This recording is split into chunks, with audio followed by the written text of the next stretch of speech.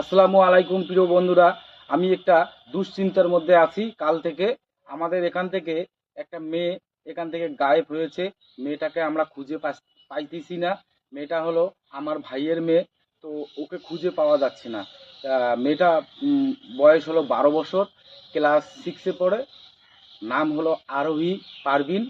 আমি আমার এই ভিডিওর সামনে ফটো সহ আমি দিতেছি, আপনারা একটু দেখবেন।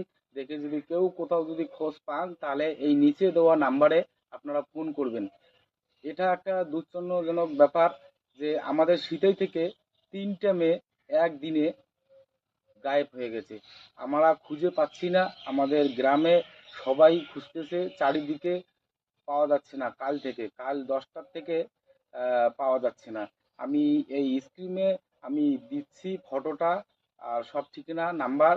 আপনারা যদি কেউ কোথাও দেখে থাকেন তাহলে একটু আমাদেরকে ফোন করে জানাবেন।